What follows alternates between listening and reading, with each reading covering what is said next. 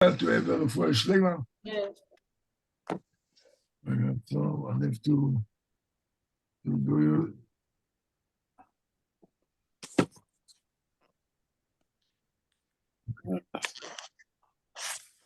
So I hope everybody right in your side and that you can hear me. As everybody can hear me, can see me. Yeah, we can hear you. We can see you. Okay. Yeah, we got lights. That's the main thing. It's just And you've got light, and this is the main thing, Nachon. Okay, so we are in Mishnah, Perek Dalet, fourth chapter, Mishnah in the 18. it will be 18, Yudchet. If you've got some other edition, the same Mishnah is split differently, so it's 23. So we said it's not doesn't make a difference the number as long as the contents is the same. And if you find a Mishnah that said 18 or 23, Rabbi Shimon ben Elazar Omer. Rabbi Shimon ben Elazar is very interesting advice he gives you. אל תרצה את חברך בשעת כעסו. Don't seek to pacify your fellow in his hour of anger. When somebody is angry, don't try to pacify him. We'll talk more in a moment. Number one, ואל תנחמהו בשעה שמיתו מוטל לפניו. Got a law, the person, לא עלינו, if somebody dies, so the relatives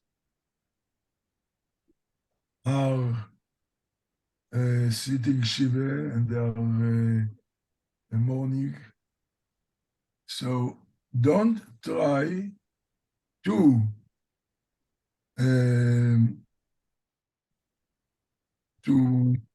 comfort him. Don't offer him comfort while his dead lies before him. All this we are talking about, you have got very good intention. You like to do things for your friend. He's angry, you want to pacify him. He's crying, mourning, you want to console him. Don't do it when the death is in front. It's not buried yet. We'll see, maybe even afterwards we'll talk about it. ואל תשאל לו בשעת נדרו. Third message. Don't question him at the time he makes a vow. Now, what it means? What does it mean? When a person makes a vow, then obviously he makes a vow to do something, he is obliged to do it, to fulfill it. But you want to be nice to him, and you want to actually to release him from the vow. So you tell your friend, listen, what he actually did in the vow, come, we'll release you. Don't do that. While he feels to have the vow on. ואל תשתדל לראותו בשעת כלכלתו. And when your friend is in an hour of degradation, don't try to see him at that time. Let's say he does stupid thing, he looks now, he degraded himself. Don't be there, because obviously he will feel very bad and embarrassed and ashamed and so on. So this was the text, and now we'll try to discuss what be found by the commentary. The way that I look at it, the general message is be sensitive to your friend's emotions. While your friend has got certain emotions, feel for him and be sensitive. Although that you may like to do things to talk to him with good intention, but it can be bad, as we'll see. And the Rambam, he said, this is a lesson or a message in order to keep friendship well and society well, to try to adhere to this lesson. The first one, we're talking about the anger. The person loses his temper. He can be losing with you. It happens to all of us sometimes that something happened, we lose your temper. And the person, if somebody is losing a temper and you want to try to help him, to pacify him, don't try to do it while he's high temper. Number one, when the person loses himself and losing his temper, he's not rational. And you come and talk to him, so it's not going to help in any case. At that time, you have to wait to appropriate time when to do that. Furthermore, it can, when you attempt to pacify him, it might increase his temper. When you start telling them, you start, what are you talking about? Da, da, da, da, da. So he would, so you want to try and create a better relationship. As a friend, this good intention might act to the contrary.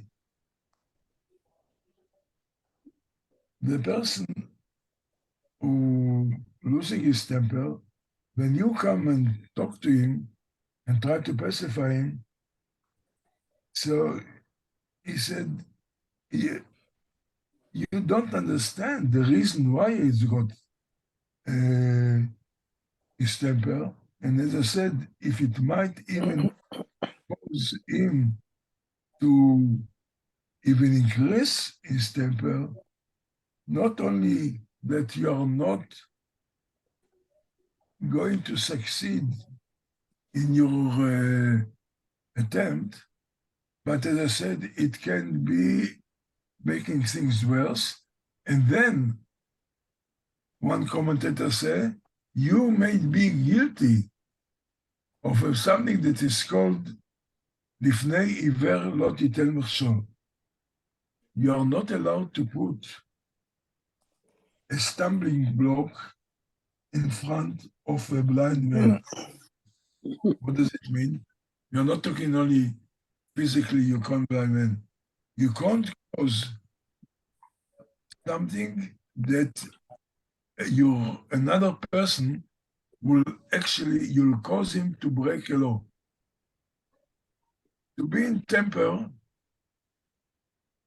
the Gemara says it's a terrible thing. Temper is a terrible thing. Chaos, anger is a bad thing. Somebody that is in anger, it is like worship an idol. So much our rabbis see, you lose your mind. You might do anything. So this is like you may, or like being considered as causing him to be to be in a greater temper, which is not allowed to be in temper. So therefore, the suggestion, the message, let down, let the person, for the time being, don't try to talk to him while he's very angry. Let him cool down.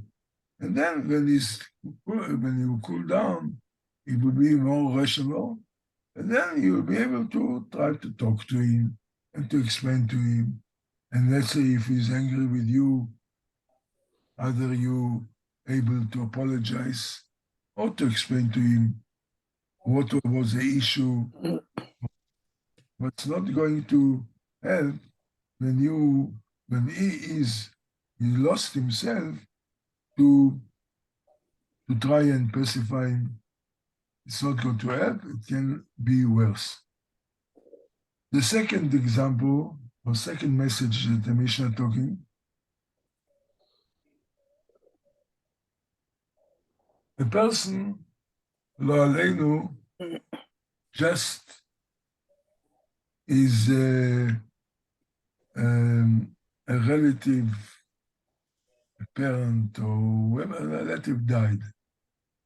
And even before the funeral, you come and you start to comfort him and to say to him nice words, whatever. This is not the right time while the dead person, the body is still here. Why? Because the mourner, he will be upset when you start telling him, he had a good life, or start giving a good, you're trying good. To the mourner at that time, it means as if you don't understand him, as if you don't care for them. So you are trying to care so much, but at the time that you are going to do it, it will be misinterpreted by the mourner that you don't care and you don't understand what is the tragedy for the person. Although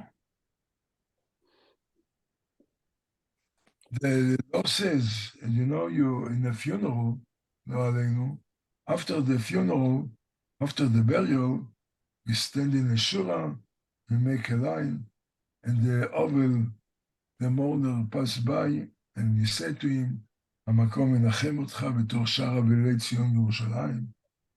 May Hashem comfort you.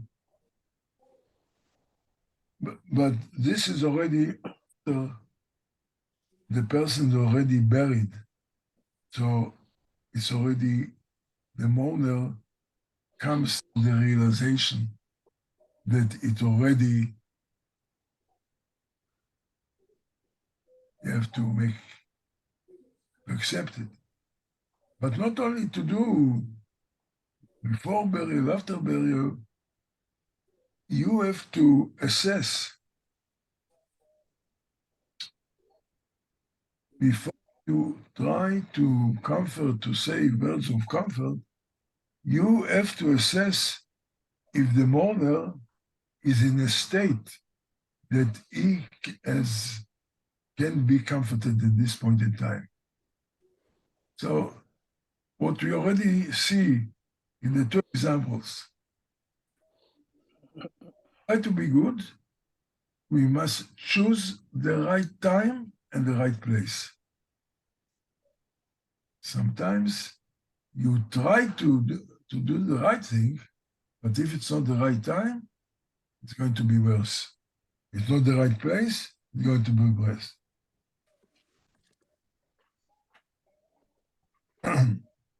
Then the third one.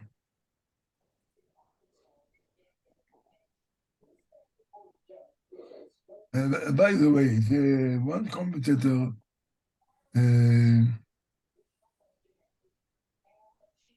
relates what we learned about pacifying or whatever. He relates it to the Mishnah before. The Mishnah, two Mishnayot before.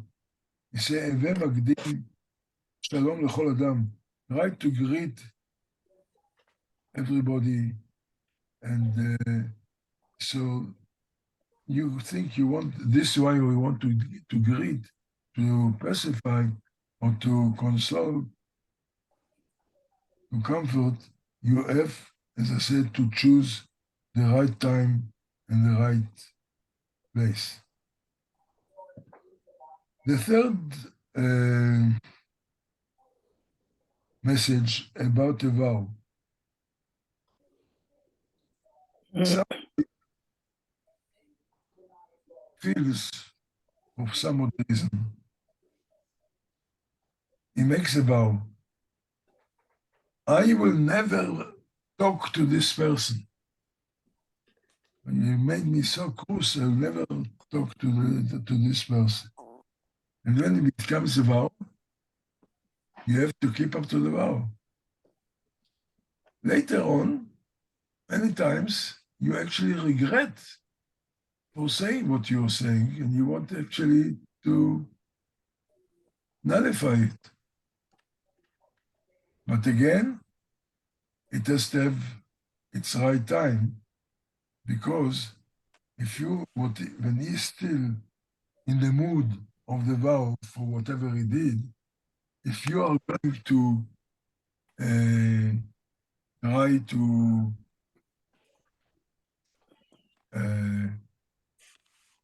persuade him to release the vow now, he might say, "What are you talking about? I definitely stand on this vow. I don't want to be released." Which means, after he did make such a statement, he will not be able to release it later.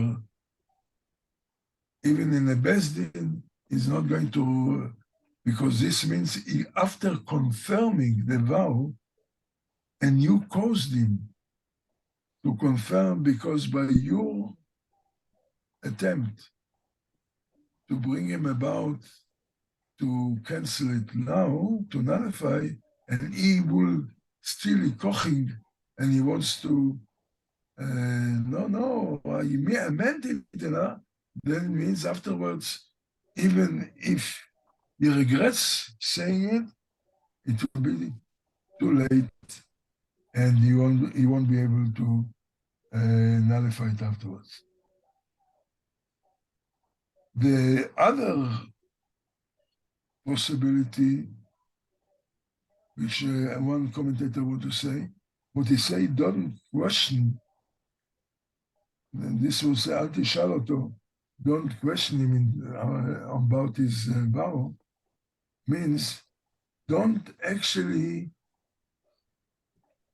pressurize him to keep the vow. For instance, person goes to shul, he becomes excited, and he makes a vow, a neder will donate an amount of money. Don't stand on him and say, "No, where is the money? Where is the money? Where is the money?" Don't pressurize him. Leave him that the time will come that he will fulfill the vow that he took, or the undertaking. Or, happened many times, when Shulach comes to shul, he asks for a donation. You gave him a donation. He says, "Can't you give more?"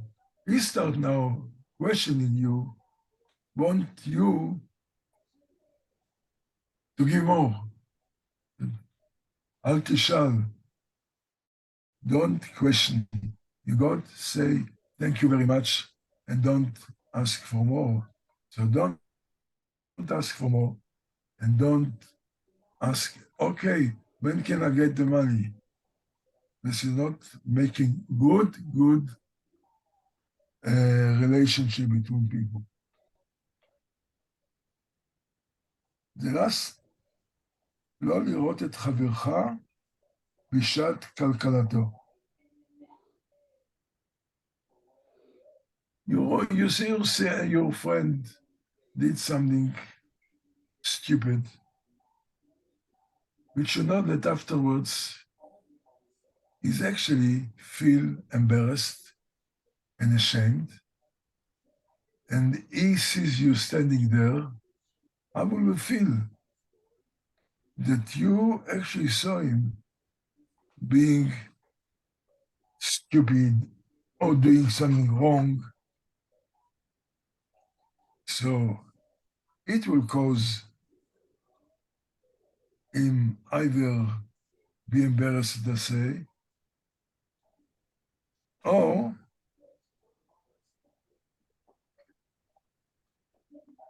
he will misinterpret it when you stand there and you see how he is failing, that he will feel that you actually enjoy seeing him in the failing, which is all human nature. I think that this Tanakh, Rabbi Yaakov, picking up these examples, what is, as I say, the main message? Be sensitive to the feelings of another person. Act with sensitivity, and therefore, when he's cross, angry, don't try to pacify him. You might just make him more to koch. Don't try to console while it's fresh and a person with full of emotions of anger and against and the whole world and the God and whatever. You're not going to do a good job there. Same if a person, for whatever reason, made a vow, I'm not going to do that, I am not, is cross and therefore he takes a vow, I'm not going to see this person anymore, I'm not going this, I'm not going that, I'm angry. And when you start telling, maybe just cancel it. No, I meant it, actually. That means you are blocking the way of nullifying it in the future. And interesting, one comment says, when a person is angry,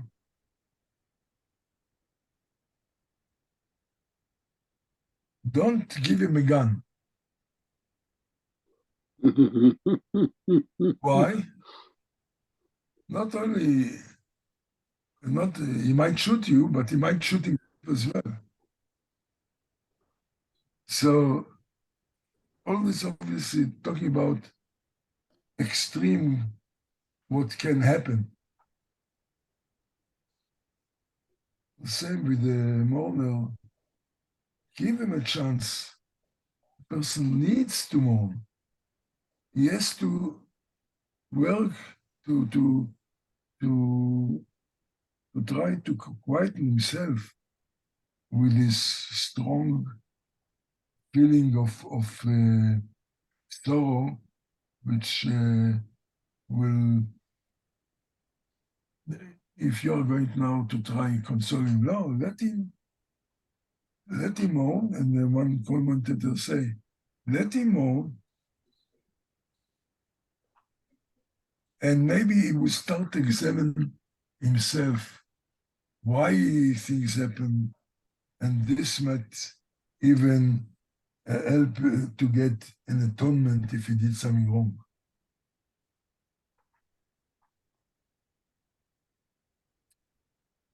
The same it applies about the young man that made a vow. Don't try to make him to cancel it. Let him, if you take a vow, he made a vow, probably had a good feeling for that, a good reason. Let him fulfill the vow. Let him, then afterwards, if you are making him to nullify or cancel it, he may feel afterwards bad. Why did I do it? Okay, let him, unless the vow is something that going to be dangerous thing, it's a different story.